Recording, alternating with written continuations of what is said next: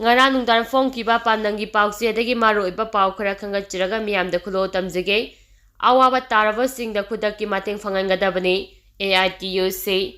Tha asigi mangada lenyangna sukiba nonglai nungsina maram oiduna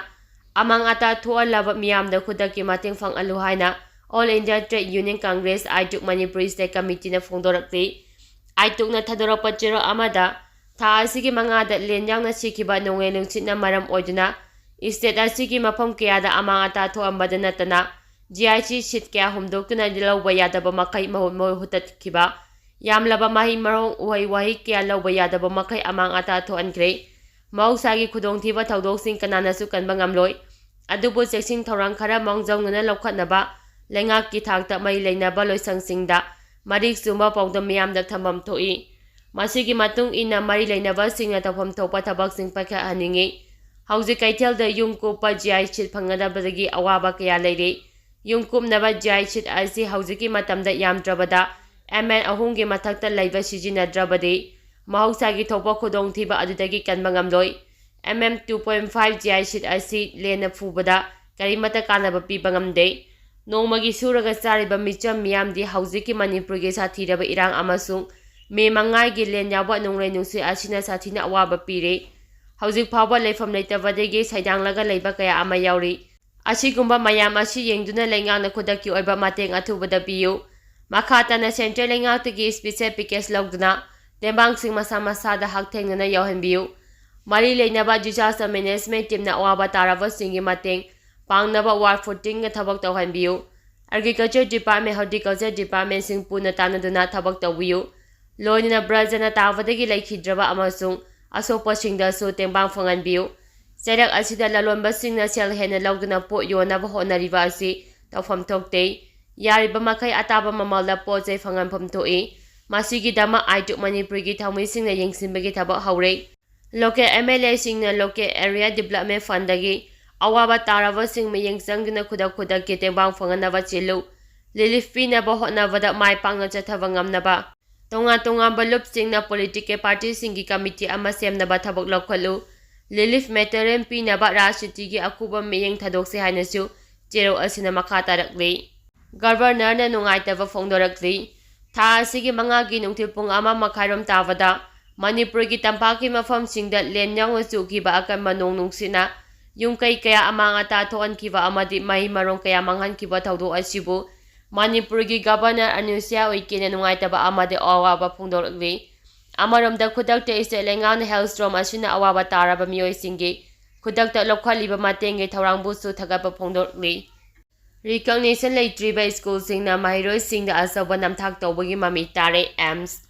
Hauzik Manipurida chalariba tonga private school singna mahiroi singbu afaba career semnaba hotnabada asaba thawdang lawduna lagni Adubu laibak thibadi school kharadadi mahiroi sing bolaronpur kum sijinaduna school recognition affiliation leitriba school singna mahiroi khomjinduna amadi phajinduna mahiroi singda asoba namthak tawbagi mami chawna tare haina apumba iraibake mahiroi simpanglup F na thadorakpa chiro aman hairi mahiroi lup asigi president oinam rikursana thadorakpa chiro amada masagi school chalaibagi recognition leitana mataw karamna School Tauri Bano Haibasi Miam Asobo Wang Ama Oiri. Mahiroi Singi Mama Mapa Oiva Singnasu. School Aduda Tamlavadi passed away Haibagi Damak.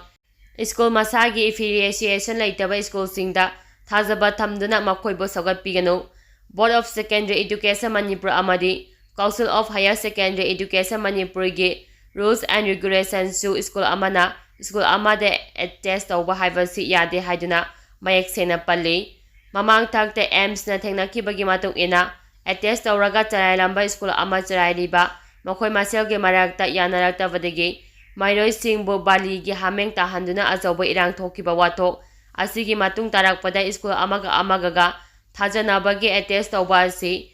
bosem amadi kosem gi rules khaktana natana AMS na su leibak miyam galloina athingba thamkiba leikre school tawriba irecha isil inaw singna su wakhal khantha biduna Attest tawduna charailamba school sing khudaktage mahiroi khunagi damak yenglaga lepiu isagi oiba affiliation leitana sendong kharagi khanduna mapan thongna afaba mahiroi puthokani habagi mingda school chalaiduna sendong taliba lamhen tu hanba mahiroi khunaibu लाना लमजिंगनाबा होटनारिबसिंगना lamdam asida niyam kanglon sumna school tawjariba kayabusu mingsang thinaba hotnari asigumba mahirui khunai bulalonpo oina khaliba singge mathakta aims na khudaktagi akan mamiyeng changlagani hairi lengang na report ngaibagi mahut khudakta mateng pibiu len yawna chikiba nonglai nungsina mayum makai humdo podanatana lawba yadana sauna ama ata tho alava Imphal East district ki kairaw bitra yawna atopa khulsingi khunja singi damak lengang na miyeng changduna tembang polam sing athubada phanganbiu mangta kibagi report lokhapa amardi survey tawba ngaiduna matam lawbagi thabak topiro haina nongpong ningthau panthoibi development committee kairaw bitragi maikaidagi phongdorakli ngasi airok kairaw bitragi nongpong ningthau panthoibi sanglenda pamisinga unaba amada committee asigi secretary Haikham Jadumanina phongdokhibada tha asigi mangada sikhiba len yawba akamba nonglai nungsina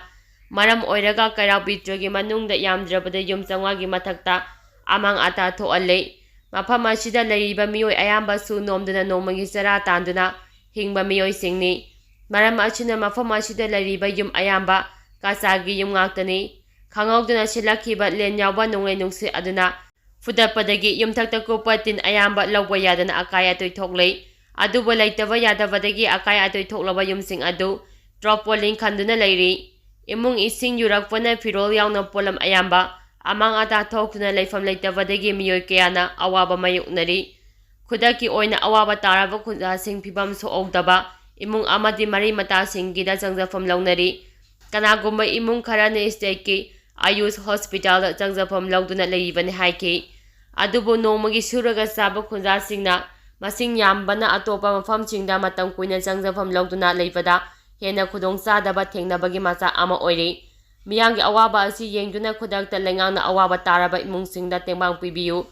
miyamna asuk wanaraba matam asida amang ata thokibagi report kaubagi mahuta lengangna mari leinaba official sing thaduna khudakta mathau taba sing miyamda phanganbiu survey tawba ngari ngaida khunja sing leifam leitabagi awaba hena thengnare ngasi khangna lengangna thabak paikhatpiu lengangna khudaki oiba thabak paikhatlakpada mathau taba volunteers sing phutoksake loinina miyamna thengnariba awaba marak asida kanagomba lalonba singna tin amadi sana thaknaba polam singi mamal hena yombiganu hiram asida su lengangna ahemba miyeng sangbiu haiki mang takraba singi relief material sing masa masada haktengnena phanghangadabani CPI haukiba numaijin numita thokiba nonglai nungsa amasung akiba phanglaba lena manipurgi mafam ayambada yungkai hingkol samban amadi atay polam kaya sinjinaba yadana mangta alamba amadi Manipur State Council CPI na punamaki awabada saruk yabaga loina akiba phanglaba lena mangta ankraba singi relief material sing masa masada hakteng na phanganaba marilena singda taksilakpaga loina jinga yomba singna mamal hena yomba yaromlabadi chirak fifam thoi haiba wafam thamakli